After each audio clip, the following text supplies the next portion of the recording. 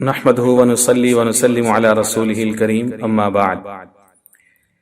سامعین محترم، آج کے درس قرآن میں قرآن مجید کتاب حکمت کی سورۃ البقرہ کی 7 آیات مبارکہ آیہ نمبر 97 سے لے کر آیہ نمبر 103 تک یہ شامل ہیں۔ یہ سورۃ البقرہ کا رکوع نمبر 12 ہے جو کہ آج کے درس میں مکمل شامل ہے۔ ماقبل میں کئی سارے دروس سے یہود کی بدعقیدگی کا اور بدعملی کا تذکرہ چلا آ رہا ہے۔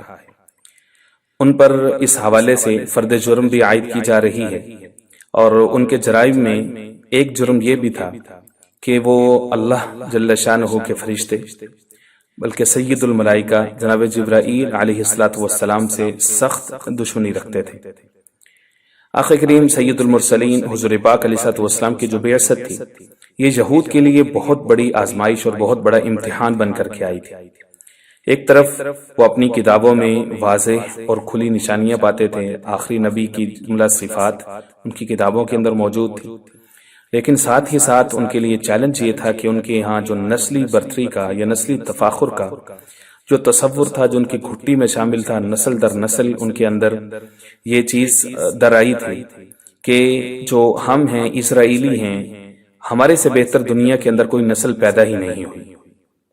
خاص طور پر جو ان کے کانٹیکس کے اندر بنی اسرائیل ورسز بنی اسماعیل، یہ جو چلی آ رہی تھی چیز کہ جو بنی اسماعیل کے لوگ ہیں وہ امی ہیں، ان پڑھ ہیں، جاہل ہیں، اجڑ ہیں، نہ ان کے پاس کوئی کتاب ہے، نہ شریعت ہے، نہ ان کے اندر کوئی نبی آیا ہے، تو وہ اپنے آپ کو اس اعتبار سے بہت خوش قسمت اور برتر سمجھتے تھے کہ ہمارے اندر انبیاء کی ایک لمبی فہرست ہے، نحن ابناء اللہ و احباؤہ، ہم اللہ کے بیٹے ہیں، ہم اللہ کے محبوب ہیں، ہمیں آگ کا عذاب نہیں ہوگا سوائے چند دن کے، ہمارے اندر کوئی شرک کرنے والا نہیں ہے، مسلسل انبیاء آتے رہے ہیں، تو ہم بڑے کلچرڈ لوگ ہیں اور ہماری تہذیب بہت اوپر ہے اور ہمارے پاس آسمانی کتابیں موجود ہیں۔ چنانچہ آس پاس کے جتنے علاقوں میں رہنے والی مختلف کمیونٹیز تھیں وہ ساری کی ساری ان سے مرعوب رہتی رہتی۔ اب حضور پاک علیہ السلام آئے بنی اسماعیل کے اندر، اب وہ مرتے کیا نہ کرتے، ایک طرف حضور پاک علیہ السلام کے وہ سارے معجزات ہیں، وہ ساری صفات ہیں جو ان کی کتابوں میں لکھی ہوئی ہیں۔ اب اگر وہ ان کی تصدیق کرتے ہیں تو گویا کہ اپنی پبلک اور اپنی عوام کے سامنے حضور پاک علیہ السلام کی رسالت کی تصدیق ہو جائے گی، اس سے ان کا حقہ پانی بند ہو جائے گا، اور ان کے لوگ جو ان کو پوجا کی حد تک ان سے عقیدت رکھتے ہیں وہ سارے کے سارے حضور پاک علیہ السلام کے ساتھ اٹیچ ہوں گے۔ اور ایسا چند ایک جو ہے وہ مقامات پر اور چند ایک معاملات میں ایسا ہوا بھی، تو اس لیے وہ کھل کھلا کے حضور پاک علیہ السلام کی تصدیق کی بجائے کھل کھلا کے توہین، تمسخر اور مخالفت پر ڈٹے ہوئے تھے، تاکہ وہ نسلی برتری اپنی برقرار رکھ سکے اور اپنا جو احساسی برتری ہے ان کا وہ ختم نہ ہو پائے۔ تو بالآخر بات ٹھہری کہ ان کے پاس جو فرشتہ آتا ہے وہ جبرائیل آتا ہے، اور جبرائیل سے ہماری دشمنی ہے پرانی، ان کو وہ گھوٹ کے پلائی گئی تھی جبرائیل صلی اللہ علیہ وسلم سے دشمنی۔ یہ شدت والا فرشتہ ہے، یہ عذاب لے کر کے آتا ہے، یہ سختی لے کر کے آتا ہے، یہ ایسے احکام لے کر کے آتا ہے جس میں ہاتھوں کا کاٹنا ہے، کوڑے مارنا ہے، سخت عذاب ہے، تو اس لیے اس سے ہماری دشمنی ہے۔ ہاں جو میکائیل ہے وہ رحمت کا ہے، وہ بارش کا ہے، وہ پھلوں کا ہے، وہ رزق کا ہے، وہ فرشتہ ٹھیک ہمیں سوٹ کرتا ہے، لیکن یہ والا جو فرشتہ یہ ہمیں سوٹ نہیں کرتا، تو لہٰذا ان کے اوپر جو فرشتہ آ رہے ہیں نا وہ ٹھیک نہیں ہے، اس کو غلط فہمی ہوئی ہے، وہ جان بوجھ کر کے اس نے گویا وحی لے کر کے آنی تھی کسی اسرائیلی کے اوپر، اور وہ لے کر کے آ گیا ہے بنی اسماعیل کے ایک بندے کے اوپر، تو لہٰذا یہ اس کی جبرائیل ہی کی غلطی ہے، وہی نعوذ باللہ معاذ اللہ، یہ شرارت اسی کی ہے۔ یہ بعینی ہی بالکل وہی عقیدہ ہے جو مجدد الفسانی رحمہ اللہ نے اپنی کتاب رد رافض میں لکھا ہے کہ اہل تشیع یا اہل تشیع کے اندر ایک فرقہ موجود ہے، غرابیہ اس کو کہتے ہیں، اور ان کا بھی یہی عقیدہ ہے کہ جبرائیل نے آنا تھا جناب علی کے اوپر وحی لے کر کے، اور وہ جان بوجھ کر کے یا غلطی کے ساتھ وہ حضور پاک علیہ السلام پر وحی لے کر کے آ گیا، چونکہ حضور اور جناب علی کے درمیان فرق نہیں تھا، دونوں کی ایک جیسی جو ہے وہ صفات تھیں اور ایک جیسے معاملات تھے، روح ایک جیسی تھی، تو جبرائیل سے یا تو غلطی ہوئی یا جان بوجھ کر کے حضرت علی کی بجائے حضور پر لے کر کے آ گیا۔ تو اس لیے ان کو غرابیہ کہتے تھے. غراب کہتے ہیں کوے کو, اور کوے چونکہ سارے ایک جیسے دکھتے ہیں اور بظاہر انسان جو ہے حسی طور پر ان میں فرق نہیں کر سکتا, تو اس لیے وہ کہتے تھے کہ حضور پر وحی آنے کی بجائے حضرت علی پر لے کر کے آنے. تو یہود کے اندر بھی یہی تھا کہ وحی لے کر کے آنی تھی اس نے کسی اسرائیلی کی طرف, بنی اسرائیل میں کسی بندے پر, لیکن یہ لے کر کے آگے بنی اسماعیل کے ایک بندے پر. تو یہود جو ہے وہ شرارت پسند تھے, گالیاں دیتے تھے, حفات بکتے تھے جناب جبرائیل صلی اللہ علیہ وسلم کی ذات عالیہ پر. تو اس رکوع کے آغاز میں اللہ رب العزت نے واضح طور پر ان کا جواب دے دی اور اس کے دو انداز اختیار کیا. پہلا انداز تحقیقی, دوسرا الزامی. اللہ نے پہلے یہ فرمایا کہ محبوب آپ ان سے کہیں من کان عدوا لجبریل, جو بھی جبرائیل کا دشمن ہے, فإنه نزله على قلبك, وہ سن لے کہ بے شک جبرائیل صلی اللہ علیہ وسلم نازل کرتے ہیں اس کلام کو, جبرائیل لے کر کے آتے ہیں اس کلام کو, على قلبك, آپ کے قلب اقدس کے اوپر, آپ کے دل کے اوپر, بإذن اللہ, اللہ کے اذن سے. تو ان کی ایک ڈیوٹی ہے, وہ فرستادہ ہے, اس کے ڈیوٹی پروٹوکولز ہیں جس طرف بھیجا جاتا ہے. تو معاذ اللہ کیا اللہ بے بس ہے, کیا اللہ غافل ہے, بے پرواہ ہے, لاپرواہ ہے, اس کو پتہ نہیں ہے کہ میں نے اس فرشتوں کو ڈیوٹی یہ دی تھی کہ وہ فلاں کی طرف جائے اور وہ فلاں کی طرف چلا گیا. تو یہ تو دراصل اللہ کی مشیت کے اوپر, اللہ کی قدرت کے اوپر اعتراض ہو گیا, جبرائیل کے اوپر تو نہ ہوا. فرمایا کہ آپ ان سے کہیں کہ وہ اللہ کے حکم سے آتا ہے, آپ کے دل کے اوپر کلام لے کر کے آتا ہے, بِإِذْنِ اللَّهِ, اللہ کے اذن کے ساتھ آتے ہیں, مُصَدِّقًا لِمَا بَيْنَ يَدَيْهِ, اور کلام بھی ایسا ہوتا ہے جو تصدیق کر رہا ہوتا ہے, بِمَا بَيْنَ يَدَيْهِ, اس سارے کلام کی, اس ساری کتابوں کی جو ان سے پہلے گزر چکی ہیں, یعنی تورات ہے, انجیل ہے, دیگر صحائف ہیں. تو قرآن مجید تو مہیمن ہے, آگے چلیں گے سورہ مائدہ میں ہم چل کر کے اس کو سیکھیں گے کہ قرآن مجید تو سب کی تصدیق کرتے ہیں.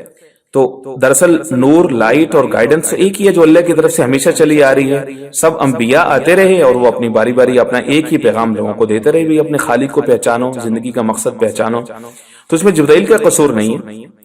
تو جبرائیل اپنا ایک کام کرتا ہے, مصدقا لما بین یدیہ, وہ کلام ایسا ہے جو تصدیق کرتا ہے ما بین یدیہ, جو پہلے گزرا, وہدن, اور وہ کلام ہدایت کا سبب ہے, وبشرا, خوشخبری ہے, للمؤمنین, لیکن خوشخبری ہے مومنین کے لیے, کافروں کے لیے نہیں. ان کے دلوں میں حسد ہے, بغض ہے, کفر ہے, کینہ ہے, ان کے لیے یہ ہدایت نہیں ہے, ان کے لیے خوشخبری نہیں ہے. ان کو تکلیف ہوتی ہے, جبرائیل سے بھی تکلیف ہوتی ہے, جو کلام وہ لے کر کے آتا ہے اس سے بھی تکلیف ہوتی ہے. دوسرا انداز جواب یہ رکھا اللہ نے, سن لو, من کان عدوا للہ وملائکتہ ورسلہ وجبریل ومیکال, سن لو جو کوئی بھی دشمن ہے, جو شخص بھی ہے, عدوً دشمن, للہ اللہ کا دشمن, وملائکتہ فرشتوں کا دشمن, ورسولہ رسولوں کا دشمن, وجبریل جبرائیل کا دشمن, میکال اور جناب میکائیل صلی اللہ علیہ وسلم کا دشمن, فإن اللہ عدو للکافرین, سیدھی سیدھی بات ہے, بس بے شک اللہ دشمن ہے سب کافروں کا. گویا کہ فرشتے ہوں, آسمانی کتابیں ہوں, آسمانی پیغام ہو, اللہ ہو, اللہ کے رسول ہوں, یہ سارا کا سارا ایک آرگینک ہول ہے. آرگینک ہول کا مطلب یہ ہے کہ ان میں سے جو شخص بھی ان میں سے کسی ایک کی بھی دشمنی لے گا, دراصل وہ سب کا ہی دشمن شمار کیا جائے گا, کیونکہ یہ سب لوگ سب کچھ ایک ہی ہے. اللہ کی دشمنی سب فرشتوں کی دشمنی ہے, کسی ایک فرشتے کی دشمنی سب فرشتوں کی دشمنی ہے, اور فرشتوں کی دشمنی دراصل اللہ ہی کی دشمنی ہے. کسی رسول کی دشمنی فرشتوں کی دشمنی ہے, فرشتوں کی دشمنی اللہ کی دشمنی ہے. تو بات سب طرف ایک ہی ہے. تو یہود کیا, جو عقیدے کی جو نحوست تھی, جو بدبو تھی, وہ یہ تھی کہ یہ جناب جبرائیل صلی اللہ علیہ وسلم کے ساتھ سخت جو ہے یہ دشمنی رکھتے. اور ان آیات کے شان نزول کے اندر مفسرین اکرام رحمہ اللہ نے یہ لکھا ہے کہ جو یہود تھے وہ عام طور پر حضور پاک صلی اللہ علیہ وسلم کے پاس آ کر کے کچھ سوالات کیا کرتے. سوالات کا مقصد ظاہر ہے ہدایت حاصل کرنا تو نہیں ہوتا تھا, سوالات کا مقصد تو اپنی طرف سے ہی ہوتا تھا کہ مل گیا تو ٹھیک ہے, نہیں تو لاجواب ہو جائیں گے تو ہمیں ایک موقع مل جائے گا پروپیگنڈے کا. تو ایک دفعہ یہ کچھ سوالات لے کر کے آئے حضور پاک صلی اللہ علیہ وسلم کے پاس. آخر صلی اللہ علیہ وسلم نے ان سے پوچھا کہ اگر میں تمہیں ان سوالات کا جواب دے دوں تو کیا تم مجھ پر ایمان لے کر کے آؤ گے, اطاعت اور فرمان برداری قبول کرو. اور یہ کہنے لگے کہ ہمارے سوالات بھی ایسے ہیں کہ ان کا جواب دیکھ لینا کوئی نبی دے سکتا ہے, نبی کے علاوہ کوئی جواب نہیں دے سکتا. حضور نے فرمایا بالکل ٹھیک, جواب انشاءاللہ العزیز آپ کو ملے گا, لیکن آپ پہلے یہ وعدہ کریں. چنانچہ ان سے یعقوب علیہ السلام کی طرز کا ان سے عہد لیا گیا, وعدہ لیا گیا, وہ جس کا تذکرہ غالباً سورہ یوسف کی آیت نمبر 66 کے اندر ہے. یعقوب علیہ السلام نے جو ان سے لیا تھا وعدہ موثقا من اللہ، اللہ کا وعدہ ہے اور اللہ ہی اس پر وکیل اور گواہ ہے۔ ان سے وعدہ لیا، اس کے بعد ان سے کہا کہ اچھا اپنے سوالات پیش کرو۔ انہوں نے کہا جی ہمارا جو ہے وہ سب سے پہلا آپ سے سوال یہ ہے کہ جو اسرائیل تھے، اسرائیل جناب یعقوب علیہ السلام کا نام تھا۔ اسرا کا مطلب بندہ، ایل کا مطلب اللہ، یعنی وہی جو عربی میں عبداللہ کو کہتے ہیں وہی اسرائیل ہے۔ ایل اللہ، یعنی جس طرح ہمارے ہاں عربی کے اندر ہم ہر ایک کے نام کے اندر لفظ اللہ کا اضافہ کرتے ہیں، عبد الجبار، عبد القہار یا عبداللہ، عبد الرحمن، اللہ کی کوئی بھی صفت، تو ایل اس کو ریپرزینٹ کرتا ہے ان کی زبان کے اندر۔ تو اسرائیل یعقوب علیہ السلام کا لقب تھا۔ کہنے لگے کہ اسرائیل نے اپنے اوپر کس چیز کو حرام کیا تھا اور کیوں کیا تھا؟ حضور پاک علیہ السلام نے ان کو جواب دیا کہ جناب اسرائیل یعنی یعقوب علیہ السلام کو عرق النساء، گینٹھیا کا ایک شنج ٹائپ کا ایک درد ہوتا ہے جو کہ انسان کی پشت سے شروع ہوتا ہے اور نیچے پوری ٹانگ کی طرف جاتا ہے۔ ایک درد، ایک تکلیف میں تھے، مرض لاحق ہوا تھا، تو انہوں نے یہ عہد کیا تھا اپنے ساتھ کہ میں اگر صحت مند ہو گیا تو پھر میں اپنی مرغوب چیز چھوڑ دوں گا جو سب سے زیادہ ان کو پسند تھی۔ اب ان کو سب سے زیادہ پسند کیا تھا؟ اونٹ کا گوشت، اونٹنی کا دودھ سب سے زیادہ پسند تھا، تو انہوں نے عہد کیا کہ میں یہ چھوڑ دوں۔ ہو سکتا ہے اس زمانے میں علاج یہی ہو کہ بسیار خوری کی وجہ سے، گوشت زیادہ کھانے کی وجہ سے کچھ بیماریاں انسان کو لاحق ہو جاتی، ظاہر جانوروں کی مختلف خصوصیات ہوتی، تو اللہ رب العزت نے ان کو شفا دے دی، صحت دے دی۔ اب جو آج تک یہود، حالانکہ یہ انہوں نے خود ہی حرام کیا تھا، اللہ نے ان پر حرام نہیں کیا تھا، جو حضور پاک علیہ السلام کی جو صفات رب العزت نے سورہ اعراف کے اندر گنوائی ان میں سے یہ بھی ہے کہ انہوں نے جو اپنے اوپر جو چیزیں حرام کی ہیں، ہم نے ایسا نبی بھیجا ہے جو ان کے اوپر حلال کرتا ہے ان سب چیزوں کو، جو حلال ہے ان کو حرام کرنے کی اتھارٹی تو کسی کے پاس نہیں ہے سوائے اللہ کی۔ تو اونٹ کا گوشت، دودھ جب حلال ہے تو ان ظالموں نے کیوں حرام کیا؟ جناب یعقوب علیہ السلام نے عارضی طور پر اپنے لیے اس کو منع کیا، حرام نہیں کیا تھا اپنے اوپر۔ ان لوگوں کی طبیعت میں ہمیشہ سے خلوف رہا ہے اور یہ آج تک اس سے نفرت کرتے ہیں۔ صحیح جواب مل گیا۔ حضور نے ان سے فرمایا کہ قسم ہے تمہیں اس ذات کی کہ جس نے جناب موسیٰ پر تورات کو نازل کیا، کیا میرا جواب درست ہے؟ کہنے لگے ہاں جی آپ کا جواب درست ہے۔ آگے چلیں، اگلا سوال کیا تھا؟ اگلا سوال یہ ہے کہ یہ جو مرد اور عورت کی مادہ منویہ ہوتا ہے، جو منی ہوتا ہے، منی ہوتی ہے، اس کی کیا کیفیت ہوتی ہے؟ کبھی جو ہے وہ میل بیبی اس کے نتیجے میں وجود میں آتا ہے، کبھی فیمیل بیبی وجود میں آتا ہے، تو اس کی وجہ کیا ہوتی ہے؟ تو حضور پاک صلی اللہ علیہ وسلم نے اس کا جواب یہ ارشاد فرمایا کہ جو مرد کا مادہ منویہ ہوتا ہے وہ سفید ہوتا ہے، گاڑھا ہوتا ہے، جو عورت کا مادہ منویہ ہوتا ہے وہ پتلا ہوتا ہے اور زرد ہوتا ہے۔ جب دونوں کا ملاپ ہوتا ہے تو اس میں سے جس کا مادہ منویہ غالب آتا ہے تو بچے کی شبیہ بھی ویسے ہوتی ہے، اس کی جنس بھی ویسی ہی ہوتی ہے۔ یہ حضور صلی اللہ علیہ وسلم نے جواب دیا اور پوچھا، فرمایا کہ قسم ہے اس ذات کی کہ جس کے سوا کوئی عبادت کے لائق نہیں، کیا میرا جواب درست ہے؟ لاجواب ہوا، کہنے لگے درست۔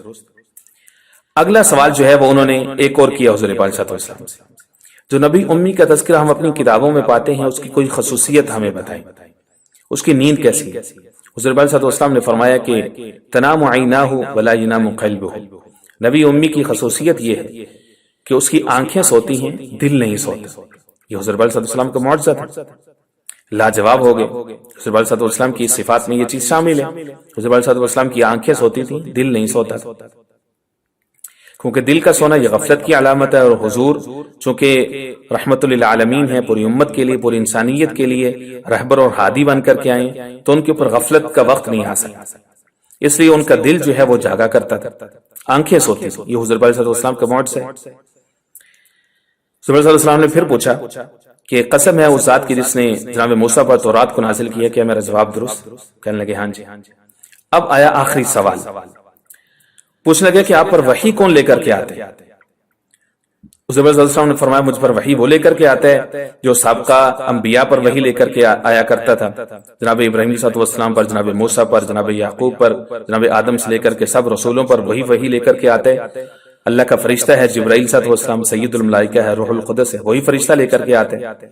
بس یہ کہنا تھا کہ بس وہ حفوات پکنے لگے، بکواسات کرنے لگے، جناب جبرائیل کی شدید گستاخی کرنے لگے کہ یہ تو عذاب کا فرشتہ ہے، شدت والا فرشتہ ہے، یہ تکلیف لے کر کے آتے ہیں، یہ امتحان لے کر کے آتا ہے، یہ بلائیں لے کر کے آتا ہے، یہ مصیبتوں والا فرشتہ ہے۔ تو اگر یہ فرشتہ آپ پر نہ آ رہا ہوتا تو ہم آپ پر ایمان لے آتے۔ ہاں میکائیل لے کر کے آتا جو کہ رحمت کا ہے، اور بارش کا ہے، پھلوں کا ہے، رزق کا ہے، ہمیشہ سے ان کو بس کھانے پینے سے، مادہ پرستی سے، صرف دنیا کی دولت سے، صرف اسی سے ان کو شغف رہا ہے اسرائیلیوں کو ہمیشہ سے، آج تک ان کا یہی وتیرہ ہے۔ کہنے لگے جبرائیل ہمیں پسند نہیں۔ یہ کہتے ہوئے جو ہے وہ اٹھ گئے، اللہ کی طرف سے یہ جواب اترا۔ اسی طرح سے ایک موقع پر ان کا جناب عمر علیہ السلام، عمر رضی اللہ تعالیٰ عنہ کے ساتھ بھی ان کا یہ مکالمہ ہوا تھا۔ کچھ یہودی کچھ بیٹھے تھے رواداری کے طور پر، عمر کے ہاں آنا جانا ہوتا تھا ان کا۔ حضرت عمر نے ان سے پوچھا کو جناب موسیٰ علیہ السلام پر جو تورات نازل ہوئی اس کی قسم دی، اللہ کی قسم دی، اور ان سے پوچھا کہ یہ جو حضور تمہارے پاس سے گزرے، حضور اس وقت پاس سے گزرے تھے، یہ اللہ کے سچے نبی ہیں کہ نہیں؟ تو ان کے بڑے بڑے عالم بیٹھے ہوئے تھے، حضور کی چال کو دیکھا، حضور کے گزرنے کو دیکھا، تو کہنے لگے کہ آپ نے قسم بہت بڑی دی ہے تو اس لیے ہمیں سچ بولنا پڑے۔ کہنے لگے ہاں بالکل، ہم اپنی کتابوں کے اندر ان کی نشانیاں پاتے ہیں، ہمیں پتہ ہے کہ یہ اللہ کے سچے رسول اور نبی، لیکن جو فرشتہ ان کے اوپر آتا ہے نا، وہ فرشتہ اس سے ہماری بڑی پرانی دشمنی، ہمیشہ سے ہماری نسلی دشمنی، قومی دشمنی ہے ان کے ساتھ۔ فرشتہ ٹھیک، جناب عمر رضی اللہ تعالیٰ نے ان کے پاس سے اٹھے اور حضور کے پاس گئے تو دیکھا کہ حضور علیہ السلام اس حالت میں جس حالت میں وحی اترا کرتی تھی۔ حضور علیہ السلام نے جناب عمر سے مکالمہ فرمایا اور جناب عمر نے پوچھا یا رسول اللہ کیا اترا؟ حضور نے یہ آیات تلاوت کی۔ حضرت عمر فاروق رضی اللہ عنہ حیران ہوئے، مسکرائے، عرض کی یا رسول اللہ صلی اللہ علیہ وسلم، اللہ علیم و خبیر نے آپ کو پہلے سے خبر دے دی، میں بھی آپ کے پاس یہی خبر لانے والا تھا جو ابھی یہودیوں سے میرا مکالمہ ہو رہا تھا، اور اس کا جواب اللہ نے بالکل اسی انداز میں دیا تھا جو کہ میں سوچ رہا تھا کہ جناب جبرائیل صلی اللہ علیہ وسلم تو اللہ کے فرستادہ ہیں، وہ تو اللہ کا پیغام لے کر کے آئیں گے، اپنی طرف سے تو وہ کوئی بات کرتے نہیں ہیں، جو اللہ بھیجتے ہیں۔ تو جبرائیل کی دشمنی دراصل ایسے ہی ہے جیسے سارے فرشتوں کی دشمنی۔ فرشتوں میں ایسا نہیں ہے کہ جبرائیل کی دشمنی ہو تو میکائیل کی دوستی ہو تو انسان کو نجات مل جائے گی، ایسا نہیں ہو سکتا۔ فرشتوں کی دشمنی ایسے ہی ہے جیسے اللہ کی دشمنی۔ تو رب العزت نے جناب عمر رضی اللہ تعالیٰ عنہ کی سوچ کے مطابق ہی رب العزت نے پہلے سے اس کلام کو جو ہے وہ نازل کر دیا جو اس وقت ہمارے زیر مطالعہ ہے۔ تو یہود عام طور پر سوال کیا کرتے عبداللہ بن سلام رضی اللہ تعالیٰ عنہ جو کو رب العزت نے ایمان نصیب فرمایا اور اسلام کی ٹھنڈی بہار نصیب فرمائی، حضور کی معیت نصیب فرمائی۔ اسلام قبول کرنے سے پہلے وہ بھی ایک باغ میں کام کر رہے تھے، یہودی تھے، حضور کے آنے کی خبر ملی تو حضور کے پاس آ کر کے انہوں نے بھی کچھ سوالات کیے تھے، ان کے علاوہ کچھ سوالات کیے تھے۔ مثال کے طور پر رعد کیا ہے؟ رعد عربی میں کہتے ہیں بجلی کو، کڑک کو، جو آسمان پہ گرجتی ہے، چمکتی ہے، جس کے بعد کبھی بارش ہوتی ہے، کبھی ہلکا پھلکا فوار اترتی ہے۔ رعد کیا ہے؟ حضور نے فرمایا کہ رعد جو ہے یہ ایک فرشتہ ہے جس کی ذمہ داری ہے، جس کی وجہ سے بجلی کڑکتی ہے اور آسمانوں اور بادلوں کے اندر جتنا کچھ پانی ہوتا ہے وہ اس کو بہا کر کے لے کے جاتا ہے ایک جگہ سے دوسری جگہ، تو یہ ساری ذمہ داری اسی فرشتے کی۔ اسی طرح انہوں نے پوچھا کہ جو اہل جنت ہوں گے ان کو سب سے پہلے کیا خوراک دی جائے؟ حضور علیہ الصلوۃ والسلام نے فرمایا کہ جو مچھلی ہے اس کی کلیجی ان کو پیش کی جائے گی، اہل جنت کو سب سے پہلے جو ان کی تواضع کا آغاز ہوگا اس چیز سے ہوگا۔ اسی طرح سے انہوں نے پوچھا جی قیامت کی سب سے پہلی علامت کیا ہے؟ حضور نے فرمایا قیامت کی سب سے پہلی علامت یہ ہے کہ ایک آگ نکلے گی مشرق سے، گھسیٹے گی لوگوں کو اپنے آگے آگے اور مغرب تک لے کر کے جائے گی۔ تو یہ نشانیاں سن کر کے، یہ علامات سن کر کے، جواب سن کر کے جناب عبداللہ بن سلام رضی اللہ تعالیٰ عنہ نے فوری طور پر کلمہ شہادت پڑھ لیا، اشہد ان لا الہ الا اللہ واشہد ان محمدا عبدہ ورسولہ۔ حضور علیہ الصلوۃ والسلام سے عرض کی کہ یا رسول اللہ اب میں آپ کا ہوں، میں چاہتا ہوں کہ آپ جو ہیں وہ یہود پر میرا اسلام ظاہر نہ کریں، پہلے آپ ان کو بلائیں، ان سے میرے بارے میں رائے لیں۔ حضور نے ان کو ایک طرف رکھا، یہود کو بلایا اور ان سے پوچھا کہ عبداللہ بن سلام کے بارے میں تمہاری کیا رائے ہے؟ تو وہ لوگ کہنے لگے کہ وہ تو ہمارے اندر بہت بڑا عالم ہے، بہت جید عالم ہے، اس کی بات کی تو وقت اور حیثیت بہت زیادہ ہے، اس کی تو منہ سے نکلی ہوئی آدھی بات بھی ہمارے لیے حکم کا درجہ رکھتی ہے، اس کا تو مقام ہی بہت بلند ہے ہمارے ہاں۔ تو حضور نے فرمایا کہ اگر وہ اسلام قبول کر لے، وہ کہنے لگے نہیں یہ نہیں ہو سکتا، عبداللہ بن سلام کبھی اسلام قبول نہیں کر سکتے۔ یہ ان کا کہنا تھا۔ عبداللہ بن سلام رضی اللہ تعالیٰ عنہ پردے کے پیچھے سے سامنے ظاہر ہو گئے اور بلند آواز سے کلمہ شہادت پڑھا۔ یہ سننا تھا کہ یہود تلملا اٹھے اور بلند آواز سے حفاظ بکنے لگے، عبداللہ بن سلام کو برا بھلا کہنے لگے، یہ ایسا ہے، اس کا والد ایسا ہے، اس کی فیملی ایسی ہے، اس کا خاندان ایسا ہے، اس نے ہمارے ساتھ غداری کی ہے، یہ وہ کہتے ہوئے وہاں سے چلے، اسلام قبول نہیں کی۔ کیونکہ دلوں کے اوپر جو ہے وہ ان کے مہرے لگی ان بدبختوں کے دلوں کے اوپر. اور اللہ نے فرمایا فإن اللہ عدو للکافرین. ٹھیک ہے، یہ ہمارے فرشتوں کے دشمن ہیں اور اللہ ایسے کافروں کا دشمن ہے. پھر سے اہل کتاب میں سے جہاں پر یہود کو کافر کہا گیا، یہ ان لوگوں کے لیے لمحہ فکریہ ہے جو پورا زور لگاتے ہیں قرآن مجید کی آیات کو جزوی طور پر پڑھ کے اور یہود و نصارہ کو مسلمان اور مومن ثابت کرنے پر تلے ہوئے ہیں کہ وہ چونکہ اپنے نبیوں پر ایمان لے کے آتے ہیں تو اس لیے آخرت کے دن پر ایمان رکھتے ہیں، اس لیے وہ مومن ہیں. اور اللہ ان کو بار بار کافر کہہ رہے ہیں کہ حضور کی بعثت، حضور پر نازل کردہ کلام اور ان فرشتوں کا انکار یہ دراصل کفر ہے، اس لیے قرآن مجید ان کو کافرین کہہ رہے ہیں. وَلَقَدْ أَنزَلْنَا آیَاتٍ بَيِّنَاتٍ، اور فرمایا یقیناً ہم نے نازل کیا ہے آپ کی طرف آیات بینات، ایسی آیات جو کہ واضح ہیں. بینہ ایسی دلیل کو کہتے ہیں جو کھل کھلا کے ہو اور جس کا جو ہے وہ انکار کرنا ممکن نہ ہو، اس کو کہتے ہیں آیات بینات. وَمَا يَكْفُرُ بِهَا إِلَّا الْفَاسِقُونَ، اور فرمایا کہ نہیں انکار کرتے ان سب آیات کا الا الفاسقون مگر فاسق لوگ، نافرمان، سرکش، حد سے تجاوز کرنے والے. آپ اس کے ساتھ ہی رکوع نمبر 3 کے اندر جو آیت گزری ہے شروع میں سورہ بقرہ کے اندر وما یضل به الا الفاسقین، کہ قرآن مجید کے ذریعے سے نہیں گمراہ ہوتے مگر فاسق لوگ. گویا کہ جو فاسق ہے اللہ کا نافرمان ہے، جو سر عام اللہ کی نافرمانی شروع کر دے اور اپنے گناہوں کا دفاع شروع کر دے، جسٹیفیکیشن شروع کر دے، وہ فسق کے درجے پر پہنچ جاتے. فرمایا افکلما عاہدوا عہدا نبذہ فریق منہم، کیا ہمیشہ ایسا نہیں ہوتا رہا جب بھی انہوں نے عہد کیا کوئی بھی عہد، نبذہ فریق منہم، پھینک دیا ان میں سے ایک گروہ نے اس عہد کو، فریق منہم ان میں سے ایک فریق نے ہمیشہ اس عہد کو پھینک دیا یعنی توڑ دی، اس کی خلاف ورزی کی. ہمیشہ سے یہ لوگ ایسے کرتے رہے. بل اکثرہم لا یؤمنون، بلکہ ان میں سے اکثر لوگ ایسے ہیں جو کہ مومن نہیں، جو کہ ایمان نہیں لاتے. آج دیکھ لیجیے امت مسلمہ یہی حال ہے. جو ایمان بالقلب ہے، ایمان قلبی ہے، ایمان حقیقی ہے، وہ کتنے % لوگوں کو نصیب ہے؟ ظاہر ہے کہ جو ایمان حقیقی ہوتا ہے، ایمان قلبی ہوتا ہے، وہ انسان کو مجبور کرتا ہے کہ وہ عمل کی طرف آئے. اور اب کتنے لوگ ہیں جو عمل کی طرف آتے ہیں؟ کتنے فیصد مسلمان ہیں جن کے اندر ایسا ایمان ایگزسٹ کرتا ہے جو ان کو اعمال صالحہ کے اوپر مجبور کرے؟ ڈھونڈا بنے چراغ رخ زیبا لے کر، ڈھونڈنے سے بھی بہت کم ملتے. فرمایا کہ ان میں سے بھی ایسے ہی تھے جو سابقہ امت مسلمہ ہیں، اکثرہم لا یؤمنون، عہد سے پھر جانے والے تھے، ایمان نہیں لاتے. ولما جاءہم رسول، اور جب بھی ان کے پاس آتا تھا کوئی رسول، من عند اللہ، اللہ کی طرف سے، مصدق، اور وہ تصدیق کر رہا ہوتا تھا، لما معہم، جو ان کے پاس ہے، یعنی اپنی شریعت، اپنی کتاب جو ان کے پاس آلریڈی ہوتی تھی اس کی تصدیق کرتا تھا. نبذ فریق من الذین اوتوا الکتاب، تو پھینک دیتے تھے ایک جماعت ان لوگوں میں سے جن کو کتاب دی گئی، کتاب اللہ، اللہ کی کتاب کو پھینک دیتے تھے، وراء ظہورہم، اپنی پشت کے پیچھے. پشت کے پیچھے پھینکنا یہ دراصل ایک اصطلاح ہے. مراد یہ ہے کہ کلام کو سیکھ کے، سمجھ کے، سن کے، جان کے، پھر اس کے باوجود اس کو عملی نمونہ نہ ماننا اور اس کے مطابق عمل نہ کرنا. جب عمل کی باری آئے، جب مفادات کی باری آئے تو اس وقت اپنی خواہشات کے پیچھے چلنا، یہ ایسے ہی ہے جیسے کتاب کو اپنی پشت کے پیچھے ڈالنا، پیچھے پھینک دینا. فرمایا وراء ظہورہم، پشت کے پیچھے پھینک دیتے تھے، کأنہم لا یعلمون، گویا کہ وہ جانتی نہیں. ظاہر ہے کہ ان کے لوگ ان کے پاس آتے تھے، ان سے پوچھتے تھے کہ بھئی تم تصدیق کرو، تم کتاب کے عالم ہو، کیا یہ چیزیں نہیں لکھی ہیں نبی امی کے بارے میں؟ یہ چیزیں نہیں ہیں کیا؟ یہ صفات نہیں ہیں کیا؟ اس کی جو فتوحات ہیں وہ ایسے نہیں ہیں کیا؟ اس کے اندر درج نہیں ہے؟ اس کے دوست ایسے ہوں گے، اس کے یار ایسے ہوں گے، اس کے معاملات ایسے ہوں گے، کیا یہ سارا کچھ ہے نہیں؟ اب جو وہ پھنس جاتے ہیں. تصدیق کرتے ہیں تو اپنے نذرانے بند ہوتے ہیں، تصدیق نہیں کرتے تو ظاہر ہے کو کتاب کو اس کے پیچھے پھینکنے والی بات ہے. لا یعلم، ایکٹنگ کرتے تھے کہ ان کو نہیں. اب ہوتا کیا ہے؟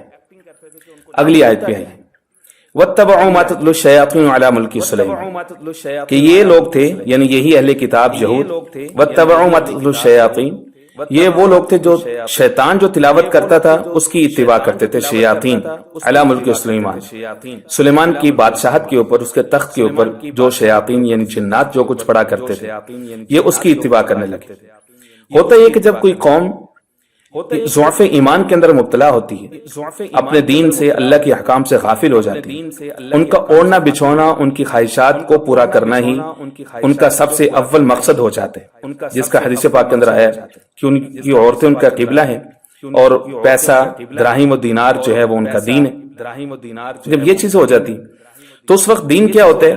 محض جادو، ٹوٹکے، گنڈے، تعویذ، اور اسی طرح سے جو ہے وہ توہم پرستی، شیاطین، جنات کی پیروی، ان کی اتباع، یہی کچھ باقی بچ جاتا، شارٹ کٹس بچ جاتے۔ حقیقی جو راہ نجات ہے، حقیقی جو دین کی اسپرٹ ہے، جس میں جہد ہے، جہاد ہے، تقوی ہے، محنت ہے، قربانی ہے، سیکریفائس ہے، اس سے بھاگتے ہیں اور شارٹ کٹس میں آتے ہیں۔ شارٹ کٹس کس میں ہیں؟ وہ اسی میں تویز، گنڈے، جادو، کچھ کرنے کی ضرورت نہیں ہے، کرے گا کوئی اور فائدہ آپ اٹھائیں گے، سحر۔ تو یہی کچھ یہود کے اندر تھا کہ انہوں نے یہ کرنا شروع کر دی۔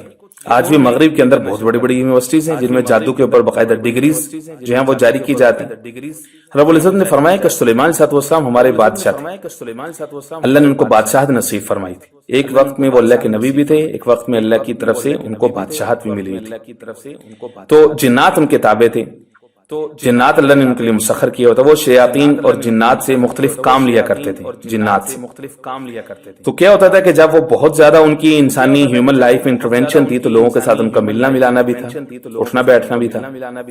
اب لوگ جو ہیں وہ ہر ایک بادشاہ تو نہیں بن سکتا، سلیمان علیہ السلام کے تو وہ تابع تھے، مسخر کیا ہوا تھا اللہ نے۔ اب لوگوں نے کیا کیا، انہوں نے شارٹ کٹ ڈھونڈنا شروع کیا کہ بھئی ہم بھی ان سے کچھ سیکھ لیں، کچھ جادو، کوئی ٹرک، کوئی چیزیں ہم ان سے سیکھ لیں، شیاطین سے۔ تو جب تک سلیمان علیہ السلام جو ہے وہ ظاہری حیض طیبہ میں رہے تو ان لوگوں کا شیاطین کے ساتھ جو ہے وہ اس طرح سے، جنات کے ساتھ جو ہے وہ اس طرح سے میل جول رہا، سیکھتے رہے ان سے۔ اب کیا ہوا کہ بعد میں انہوں نے اس کو بطور ایک فن کا بھی درجہ دے دیا۔ یہی آیا آگے چل کر کے کہہ رہی ہے وما کفر سلیمان، سلیمان نے تو کفر نہیں کیا، اس کی طرف جادو کی نسبت کیوں کر رہے ہیں؟ ولیکن الشیاطین، لیکن شیطان تھے، کفروا، جنہوں نے کفر کیا، یعلمون الناس السحر، جو سکھاتے تھے لوگوں کو جادو۔ گویا کہ جادو کا سیکھنا سکھانا یہ کفر ہے۔ جادو اس وقت آ ہی نہیں سکتا جب تک وہ انسان کافر نہ ہو جائے، اللہ، فرشتوں، ان سب چیزوں کی توہین نہ کر لے، گستاخی نہ کر لے، کتابوں کا انکار نہ کر دے، اللہ کے رسولوں کا انکار نہ کرتے، تب تک جادو کے جو ہے وہ مؤثر جو فن ہے وہ ہوتا ہی نہیں، وہ ایگزسٹ ہی نہیں کرتا۔ تو اس لیے اس کا سیکھنے سکھانے والا، اس پر ایمان لینے والا کافر ہوتے، تو اس لیے جادو ٹونے کی طرف نہیں جانا چاہیے۔ ہمارے یہاں کئی سارے علاقوں کے اندر اچھی خاص، نہ صرف دیہاتی بلکہ پڑھے لکھے علاقوں کے اندر عورتیں جو ہیں وہ یہی سحر، جادو، ٹوٹکے، تعویذ، گھنڈے، اس کے ذریعے سے جو ہے وہ محبوب کو آرام کرنا، محبوب آپ کے قدموں میں، میاں بیوی کے درمیان جدائی ڈالنا، کسی کے بزنس کو ناکام کرنا، کسی کو نقصان پہنچانا، کسی کو کوئی بیماری میں مبتلا کرنا، یہ ساری چیزیں لوگ اس کے ذریعے سے کرتے ہیں اور کرنے کی کوشش کرتے ہیں، اس کے اوپر پیسے خرچ کرتے ہیں۔ کفر ہے، جادو برحق ہے، حدیث پاک کے اندر آتا ہے۔ برحق کا یہ مطلب نہیں کہ یہ درست ہے، مطلب اس کی تاثیر برحق ہے، یہ ہوتا ہے، اس کے اثرات ہوتے ہیں۔ حضور پاک صلی اللہ علیہ وسلم پر بھی اس کے اثرات ہوئے، احادیث مبارکہ سے ثابت ہے۔ اللہ رب العزت نے پھر اس کے توڑ کے لیے جو ہے وہ معوذتین، جو قرآن مجید کی آخری 2 سورتیں ہیں، قل اعوذ برب الفلق، قل اعوذ برب الناس، یہ نازل فرمائی کہ یہ جادو کا بہترین توڑ ہے۔ اپنے بیوی بچوں کے اوپر دم کریں، اپنے مال کے اوپر دم کریں، اپنے بزنس، کاروبار، دکان، اپنی جان، اپنے سب معاملات کو اس کے ذریعے سے آپ پروٹیکٹ کر سکتے ہیں اور جو ہے وہ اس کو محفوظ بنا سکتے ہیں۔ رب العزت نے خود سے یہ ایک ذریعہ دے دیا معوذتین کا۔ تو جادو کی تاثیر برحق ہے، ہوتی ہے، لیکن کرنا کفر ہے۔ حدیث پاک میں آتا ہے کہ العین حق، بد نظری یہ بھی حق ہے، یعنی اس کا اثر بھی ہوتا ہے، بد نظری۔ اسی طرح سے جادو، سحر و حق، یہ بھی حق ہے، لیکن کرنا کفر۔ یعلمون الناس السحر، فرمایا یہ جو شیاطین تھے، جنات تھے، یہ لوگوں کو جادو جو ہے وہ سکھایا کرتے تھے خود۔ وما یعلمان من احد، اور نہیں سیکھتے تھے، نہیں سکھاتے تھے من احد، کسی ایک کو، حتی وما انزل علی الملکین، فرمایا کہ اللہ نے ان کی ایک آزمائش کی، آزمائش کی کہ ان کے اندر 2 فرشتے بھیجے انسانی شکل، اور وہ بھی ان کے ہاں آ کر کے جادو کے وہ ماہر تھے۔ وہ ان کے لیے ایک بہت بڑی آزمائش تھے کہ یہ لوگ سمجھیں، ان سے یہ سیکھتے تھے، وہ ان کو کہتے تھے کہ بھئی یہ کفر ہے، یہ ناجائز ہے، ایسا نہیں کرو۔ لیکن یہ جو بیبلونین سے یعنی عراق کو جو پرانا نام ہے وہ بیبلونیا ہے، بابل، جہاں پر ان فرشتوں کو بھیجا گیا، ببابل۔ وما انزل علی الملکین، اور جو نازل کیے گئے 2 فرشتوں کے اوپر، ببابل، بابل کے اندر۔ بخت نصر جس کا تعلق بھی یہیں سے تھا، جس نے جو ہے وہ یروشلم فتح کیا تھا، اور یہود کو اللہ رب العزت نے اس کے ذریعے سے سزا دی تھی ان کی انہی حرکتوں کی وجہ سے۔ نمرود بھی یہی کا تھا۔ نمرود دراصل ٹائٹل تھا، جو بھی یہاں کا بادشاہ ہوتا تھا اس کو نمرود کہتے تھے، جیسے کہ فرعون مصر، نام ہر بادشاہ کا الگ الگ ہوتا تھا لیکن ہر ایک بادشاہ کو فرعون کہتے تھے، یہ ٹائٹل تھا۔ اس طرح سے عراق کے اندر جو بھی بادشاہ ہوتا تھا اس کو نمرود کہتے تھے۔ تو اس زمانے میں بخت نصر تھا جس نے یروشلم کے اوپر جو ہے وہ غلبہ پایا تھا۔ تو ان لوگوں نے فرشتوں کی بات بھی نہیں مانی۔ ہاروت اور ماروت 2 فرشتے تھے، ان کو بھی مجبور کرتے تھے کہ آپ ہمیں جادو سکھائیں۔ فَيَتَعَلَّمُونَ مِنْهُمَا وَمَا يُعَلِّمَانِ مِنْ أَحَدٍ حَتَّى يَقُولَا إِنَّمَا نَحْنُ فِتْنَةٌ، اور وہ نہیں سکھاتے تھے ان میں سے کسی ایک کو بھی جادو، حَتَّى يَقُولَا، یہاں تک کہ ان کو بتا دیتے تھے، إِنَّمَا نَحْنُ فِتْنَةٌ، دیکھو بے شک ہم ایک آزمائش ہیں تمہارے لیے، ہم فتنہ ہیں، آزمائش ہیں۔ فتنہ بمعنی آزمائش ہے، اردو میں فتنہ کا مطلب ہوتا ہے فساد، جبکہ عربی میں فتنہ کا مطلب امتحان اور آزمائش ہوتا ہے۔ فَلَا تَكْفُرْ، کفر نہ کرو تم، فَيَتَعَلَّمُونَ مِنْهُمَا، وہ ان سے سیکھتے کیا تھے، چوائس دیکھیں، سیکھتے کیا تھے، ما يفرقون به بین المرء وزوجہ، ایسا فن سیکھتے تھے، ایسی چیزیں اور ایسے ٹرک سیکھتے تھے جس کے ذریعے سے وہ مرد وزوجی اور اس کی بیوی کے درمیان جو ہے وہ جدائی ڈال سکتے۔ آج تک یہی جتنے جادوگر ہیں ان کا ہاٹ سپاٹ یہی، ان کا بہترین مشغلہ یہی۔ کوئی انویسٹمنٹ کی ضرورت نہیں ہے، صرف دعویٰ کر دو، جگہ جگہ پہ دیواروں پہ لکھا ہوتا ہے جناب محبوب آپ کے قدموں میں، آپ کی مرضی کی چیز آپ کو ملے گی، آپ کا بزنس کامیاب ہوگا، طرح طرح کے اس طرح کی جو ہے وہ آئی کیچنگ اور جو فیسینیٹ کرتے ہیں اس طرح کے نعرے لکھے ہوتے ہیں، اور جناب جائیں، کچھ بھی انویسٹ کرنے کی ضرورت نہیں ہوتی ان لوگوں کو، اور ٹرک سیکھے ہوتے ہیں، اور وہ لوگوں کے ایمان کے لیے کتنا بڑا خطرہ ہے۔ فرمایا کہ وما هم بصارین به من احد الا باذن اللہ، ایمان کا تقاضا یہ کہ جو مومن ہے وہ اپنے ہر نقصان اور ہر نفع دراصل اس کی نسبت اللہ کی طرف کرے کہ اللہ کی طرف سے آزمائش۔ وما هم بصارین، کوئی نقصان نہیں دے سکتے، الا باذن اللہ، من احد، کسی کو بھی، الا باذن اللہ، مگر اللہ کی اذن سے۔ اللہ چاہے تو کسی کو نقصان ہو سکتا ہے، اللہ نہ چاہے تو کسی کو نقصان نہیں ہو سکتا۔ یہ عقیدہ ہے جس کی جو ہے وہ ان کو سکھایا گیا۔ وَيَتَعَلَّمُونَ مَا، اور یہ کیا سیکھتے تھے، ما یسرہم، جو ان کو نقصان جو نہ ان کو نقصان دے سکتی کوئی چیز، ولا ينفعہم، نہ ہی نفع دے سکتی۔ حقیقت میں نفع نقصان کا مالک اللہ ہے، اللہ کے سوا کوئی چیز نفع نقصان نہیں دے سکتی۔ یہ لوگ کیا کرتے تھے، شریعت میں سے انہوں نے سیکھا کیا، نہ نماز، نہ روزہ، نہ تقوی، نہ طہارت، کچھ بھی نہیں، فقط سیکھا کیا کہ جی راتوں رات ترقی ہو جائے، بزنس چمک جائے، دشمن کا قلعہ کما ہو جائے، محبوب قدموں میں آ جائے، عملیات قرآنی کے نام سے کیا کچھ ہو رہا ہے مارکیٹ، جبکہ یہ کتاب ہدایت کے لیے اتری تھی، یہ ٹونے ٹوٹکوں اور جادو کے لیے تو نہیں اتری تھی، ان چیزوں کے لیے تو نہیں اتری تھی۔ فرمایا وَلَقَدْ عَلِمُوا، یقیناً یہ لوگ جان لیا ہے، انہوں نے پتہ ہے ان کو، لَمَنِ اشْتَرَاهُ، جو بھی کچھ انہوں نے خریدا ہے، مَا لَهُ فِي الْآخِرَةِ، نہیں ہے اس کے لیے آخرت کے اندر من خلاق کچھ بھی حصہ، آخرت ان کی نہیں ہے، دنیا بھی تباہ، 4 پیسے کما لیں گے، کیا کر لیں گے، آخرت میں کچھ حصہ نہیں۔ وَلَبِئْسَ مَا شَرَوْا بِهِ أَنفُسَهُمْ، کتنی بری ہے جو کچھ انہوں نے خریدا ہے، بِأَنفُسِهِمْ، اپنے لیے، اپنی جانوں کے لیے، لَوْ كَانُوا يَعْلَمُونَ، کاش کہ یہ جان لیتے۔ یہ قرآن مجید کا انداز ہے جھنجھوڑنے کا، متوجہ کرنے، کاش کہ یہ لوگ جان لیتے، لَوْ كَانُوا يَعْلَمُونَ وَلَوْ أَنَّهُمْ آمَنُوا وَاتَّقَوْا، اور اگر بے شک یہ لوگ ایمان لے آتے، واتقوا، اور تقوی اختیار کرتے، لمثوبۃ من عند اللہ خیر، تو اللہ کی طرف سے ان کو بہترین اجر ملتا، خیر ملتی، لو کانوا یعلمون، کاش کہ یہ لوگ جان لیتے۔ رب العزت نصیب فرمائے، وما علینا الا البلاغ المبین۔